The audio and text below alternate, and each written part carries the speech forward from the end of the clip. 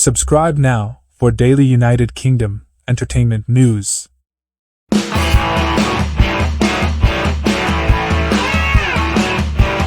Ripley review. Andrew Scott is absolutely spellbinding. This scintillating and noirish adaptation leaves Matt Damon's 1999 version in the shade. It's largely thanks to Scott, who is just mesmerizing. Ere he is, then, every ounce of his talent, ineffable charm and lightly reptilian hotness on display.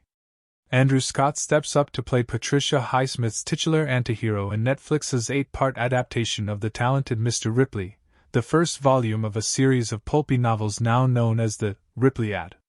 When we first meet him, Tom Ripley is living in a borderline flophouse in New York and scratching an inelegant living as a petty, white-collar criminal, diverting people's post and checks, and running fake debt collection agencies.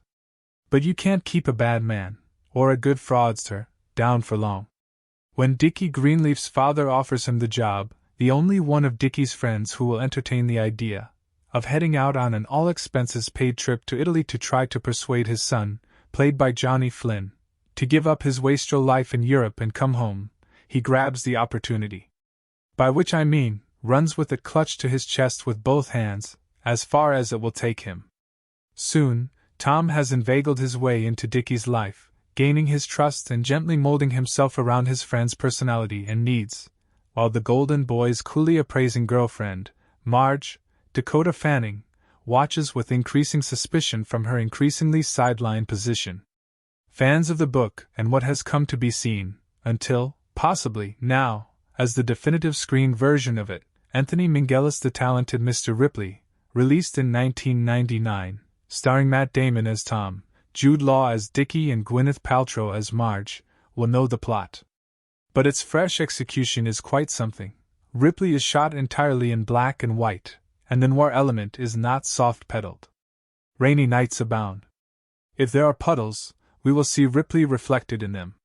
We hear every hiss and crackle of every cigarette, and watch every plume of smoke from those resting in, occasionally fateful, ashtrays. It looks, as we swan around Italy, utterly gorgeous.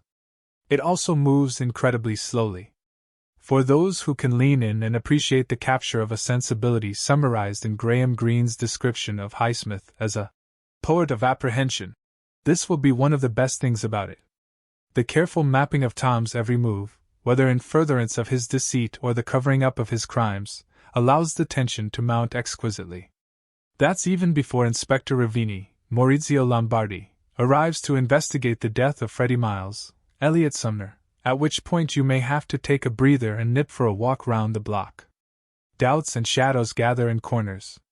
The details of mass lies accumulate, any one ready to be plucked out by an astute girlfriend, police officer or bank teller, bringing the teetering pile down. Malevolence bleeds